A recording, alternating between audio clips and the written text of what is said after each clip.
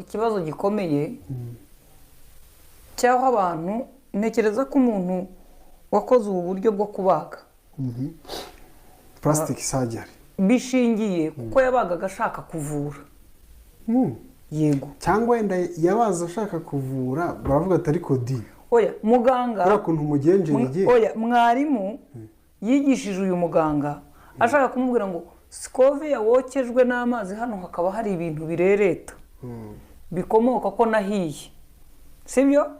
cyangwa nkarwara indwara ituma ku gutwi kubyimba kwangana gutya muganga ashobora kukubaga akanshyiraho akangana n'ibisanzwe niko nibwira ko uwakoraga icyo ari cyo yakoraga noneho abana b'abantu ahubwo nta buriya ibyago byatangiye kera ubundi nyirabayazana yari Eva twicaye dutya muri Edeni yo hambere niyo mvuga atari yo hirya mesaje za MTN ngo shishoza gushishoza byo ni ndaje mushyire igisambo cyumva noneho arangije araza yibereye aho niko bibiri tubwira niba itarigamije kugira ngo inigagure umugore ku myandikire hariya niba wanditse igitabo ataragamije kubirindira umugore akamugira nk'ari we nkomoko yo kuzana icyago mu bantu avuga ukuntu uriya mugore hariya ngo wakase hariya ngo urubuto bababuje araruke umugabo yagiye karaho bihe ikibazo urimo bazana nka cya kindi umucamanza yabazaga ntuza Dr. Inderarya Gironsanga kuki wasohotse nta muntu ukubonye hari kuri polisi ku buryo bari bamufunze bakabaza bati ni guturinda imfungwa zigasohoka utarora hari ikibazo ubaza umuntu ukavuga uti nibantiza agasosi nimarira ubugari ariko ubusanzwe ubugari bwo bwari buribwe niba umwanditsi atarashaka kwangisha abantu Eva ngo arya ku rubuto rutagize twe ngo abantu bisanga bimeze biti ibyo byadukurikiye se bituma abagore baza mu isonga mu kwibirindura bakihinduranya ariko mbona ari isi babamo nabo ntabwo baba ari bo urumva niba buriya kamabwira ikintu kimwe abantu bagore biremeye irushanwa ntabwo abagabo babashyize mu irushanwa ntabwo biremeye irushanwa ahubwo irari ry'abagabo yatumye abagore bambarira intambara buretse mbanze bigenda byita irushanwa buretse gato hari akavidewo nabonye ko umurundi niba barakinaga komedi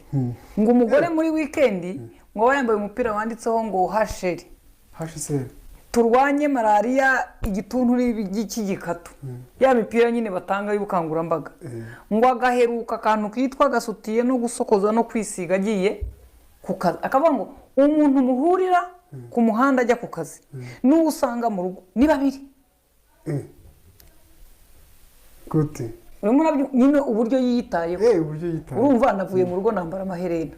urumva nagize ntya n'isogisi ndaryegeranye iyo ndi mu rugo riba riri muri Kampala na Nairobi mu Mombasa urumva Kigali ribyina sambwe muri East Africa yose noneho hakaba hari abandi bantu bagize umwuga wo guhora bakeye cyo bivuga ngo mujye muke niyo abyutse yicuye agiye nko muri tuwarete araborosa akanareba niba tiro noneho tiro ntabwo bakiyisiga bashyiraho tatuwaje nkonyara agakaramu kagahoraho nayiguze ariko nayo bigira ndajya ngirana urumva ishyiraho nongeraho noneho agahoraho ameza atyo yajya no muri siporo akaba afite ibintu yaguze bihenze yisiga umuri akabona ari imakiye ku buryo atabira icyuya ngo biveho uwo muntu uri muri iyo ntambara yo guhora akeye ryarari rya wa mugabo uwo mugabo katumugire agahora hanze amaso wa muntu uhora yiyesitaye ariko umuntu usa kuriya noneho akavuga ati dore uko abandi bagore basa nyina ntuza w'ibumbogo ndavuga Scovia B akavuga ati kumbe nzize gusanya kanze nkukosore akikozayo nawe akaka mu by'ukuri nuza kureba ibyago byose abagore barimo kujyamo cyangwa izi katureka kubyita ibyago tubyite ngo izi mpamvu zose zo kwihinduranya buriya abagore bose iyo barwana kwa kundi gusa neza wenda nko gukaraba umubiri ngo utarwara imbyiro gukaraba imvuvu ziri mu mutwe ugafunga shinyo ngo wigendere no kwambara iherena utagira umwera hari ibintu by'ibanze we wikeneyeho ariko hari urwego umuntu ageraho ukabona ko arakora icyo Bibiliya ivuga ngo ntabwo turi abacu ngo twigenge karimo arakora ibishoboka bya bindi avuga ati abagabo bakunda umeze ute bati w'amabuna ari kuri uyu madamu Samaki muyishakire mu kiyaga agahita ajya bakamugira madamu ki Samaki buri uriya muntu yamaze kwinjira mu cyandiko cyitwa ngo turi abacu ngo nyine ubwo yinjiye mu ireme y'irushanwa yinjiye mu isoko ry'uko atari uwe hari umugenga n'indi ni isoko ry'abagabo abagabo iyo bagura cyangwa batoranya bahitamo bashaka umeze ute madamu Samaki ngombe mubi ariko iyo siyo nkuru naringiye kuzana inkuru dushaka kuzana ishingiye ko abantu barimo kurwana no kuba bo batari bo nk'aho umupasiteri wacu Ntambara Felix umujyi uvuga ngo naringize ngo nabonye ribi bivuga ko yamuregeye ubushinjacyaha cyabaye ikirego nk'uriya mugabo n'umugore we bashobora kuba nta n'ikindi kintu gihari aho buzi indwara barwaye gushaka kuba bo batari bo wasanga ari akantu kabisobye buretse gato bari kwishyura oya ca mu mujyi ubaze ngo habaye iki ku iduka rikora iki urega mfite stock y'inkuru noneho hari ibindi byadutse nyuma ya Bride Shower hajaza ikindi Bride Shower tukatumuhere kuko kurongorwa bitangiye buretse tutangire se muri zo kurongora nyamara mba mbona abana batazabivamo icyambere utera ivi ibirori wanjye muri hoteli ngo dutere ivi ni hoteli itera ivi n'umuntu Bride Shower ndimo ndakubwira ibirori ati numva ko hari icyo uri busimbuke noneho Bride Shower ikaba irarangiye sibyo hakaba gusaba no gukwa wakada wasimbutse ikize agati gusaba no gukwa hari ugusezera ubukuru cyangwa ubusore ibyo bubiretse ahubwo hari icyo nari nibagiwe umurenge iby'imirenge umurenge wari twaturoriro twihariye we ndimo ndazana ibirori biri official bitarimo buraya kuko nibwo waruzanye ivi ntago riri official cyore cyangwa ivi ryo gufata irembo oya ntabwo ndagera aha aho muri muranyuka kanongere ntangire gutera ivi sibyo Bride Shower gufata irembo Bride Shower iba ari ibiki santuka junesha umutwe gufata irembo ku murenge gusaba wenda no gukwa byose biri kuwa gatanu sibyo ngira ngo ibyo byaza gusaba no gukwa nyine no gushyingira oya umurenge uza muva ku murenge muhita mujya mu bukwe oya umurenge ni kuwa kane kandi basaba kuwa gatandatu bakana kuri nimero 4 ubundi we ndimo ndakurikiranye inomero noneho kuri gatanu tugasaba tugakwa tukanashyingira ariko hagati hagati y'umurenge no gusaba buri bucye ubukwe bukaba dukodesha hoteli y'igitangaza tukajya tukambara ya myenda y'ejo bagafata amafoto y'ingenzi yandi yose akavuyo kabanyagosenge n'abanyagokuru b'abaturage n'abasikovi babinjije bataboneka bataraza iyi ni hoteli ubu tugiye Marriott si gatanu noneho gusaba no gukwa n'iki bikaba gatandatu tugatwikurura 7 sibyo tukazajya kurya urugo noneho tukajya muri buki tugera kurya urugo bibaho nabyo guca mu irembo duca mu irembo tuvuye mu buki tukajya mu buki ubwo ku mazi tugaca mu irembo sibyo tukakira abadusuye ubwo twadusuye kazi izi ceremony 10 zose ziri ku gikorwa iki kurongorwa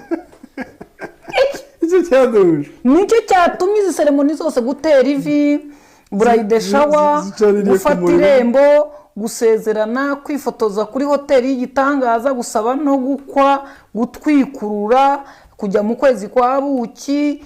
kujya guca mu irembo kwakira abashyitsi ubwo noneho abarokora utuye twongeraho kujya gushima yes niba 11 ibi bintu byose uko ari 11 izi ceremony zitabera umunsi umwe zihuriye ku gikorwa iki kimwe cyo kurongora kandi zikabazwa nde umugabo w'i Rwanda umusore w'i Rwanda aho sinubeshye abagabo bino bagira amafaranga barakomeye kanigendere ariko ibibazo byose bihari bishingiye ko turimo guhitamo kuba bo tutari bo ndagura umuntu witwa Rikiriki nanjye bamvangamo pasi njyewe ndasharira muri no minsi rwose nago ndyoshye washaka ko muvugaho washakaga attention yanjye niyo makuru namenye nabonye Kasuka kubwira ati ngwino mwemereye alubumu no kugupromoting ariko ve muri ibyo bintu Kazuku maximum respect one love man aba bantu mujye mubakebura aba bantu ntibakaze ngo babeshye bifatira abantu ku gahanga bangiza amazina y'abandi uyu Rikiriki arimo yangiza gutya yanduza gutya nta version ye nimwe mufite mwebwe mukurikira social media bimaze imyaka 15 umwana ubu ngo bafite imyaka 10 bimaze iyo myaka yose uyu munsi abigaruye yitwa ko ngo Rikiriki arimo aranyobya ngo arimo aranjyana mu mwobo mubi ngo ni urimo kunshwa ngo urimo kunegurira ama speech ngo n'ibintu ndimo kuvuga abigaruye yabihaye iyo nyito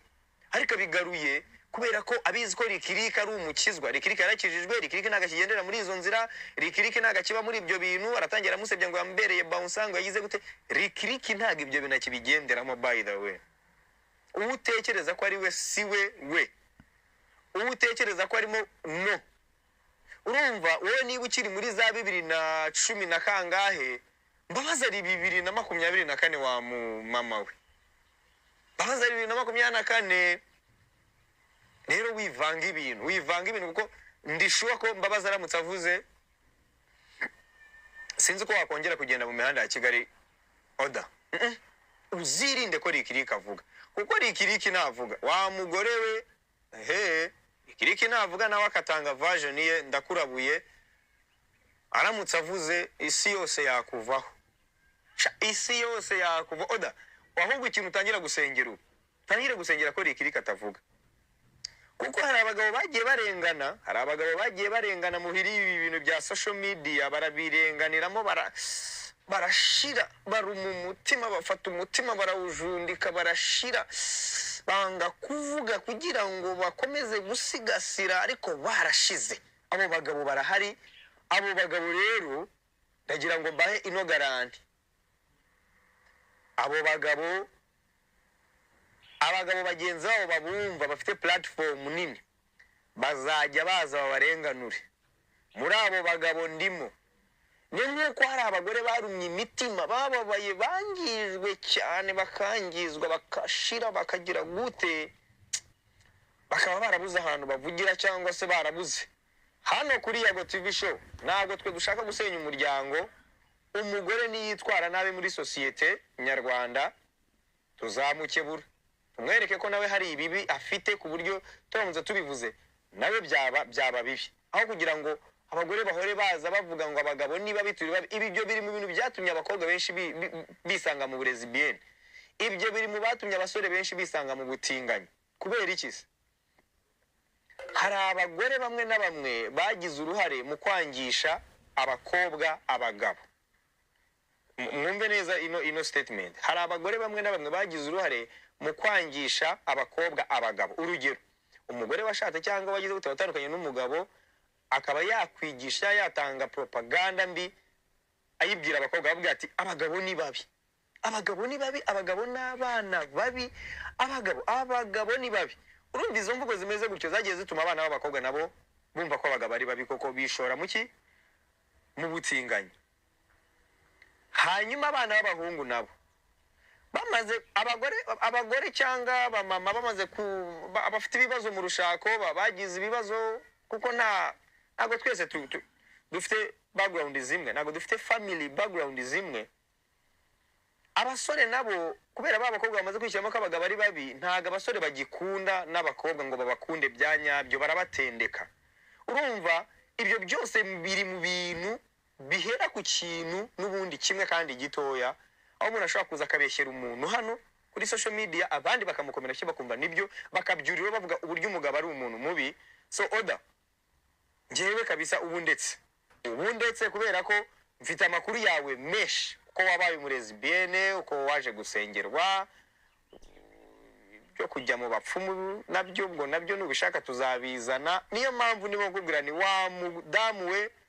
rekeraho izina yago washakaga ko nkuvugaho. Utu ni duke nkuvuzeho, utu ni duke mvuze kubyo nshobora kuzana hano nudahagarika kuvuga ku izina yago. Ngiye ni Gasopo ndimo kukwihera yanjye ntayihuriye na Mbabazi. Wavuze ko Mbabazi ari unshuka, ubusa nawe niwe wanshutse ngo nkore ibi ngibira. Mbabazi ni umugabo uzimana, n'umugabo usenga, mwubahira Imana asenga, mwubahira Yesu murimo, nanamwubahira akazi yakoze. Ubwo nonga ndimo kugaruka ku munyamakuru ukorera televiziyo y'igihugu ushaka kwicaza umuntu bakifatira ku gahanga umuntu witwa Mbabazi Isaac aka Lick. Uyu muntu reka mbabwiye ibintu yakoze mwumve niba akwiriye bino bintu arimo guhabwa, akabihabwa n'uwitwa ko uvuga ko babyaranye, ubarizwa muri creative industry umuziki, akabihabwa akabifashwamo n'umunyamakuru ukora kuri televiziyo y'igihugu,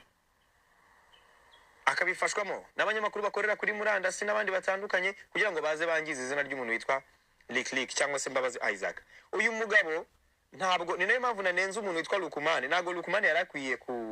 nubwo yarakwiye kubaza ku kibazo cya Lick na Oda Pass. Kubera iki? Ndabereka impamvu atarakwiye kubibaza. Lukumane wowe urabizi ko umuntu witwa Lick icyitwa Tafugenge ari we wagikoze. Urabizi? Lukumane wowe urabizi ko umuntu witwa Lick ari we wakoze umuntu witwa Medina de Ben. Urabizi? Lukumane wowe urabizi ko hari abahanzi benshi bahawe ukuboko n'umuntu witwa Lick. Wowe urabizi?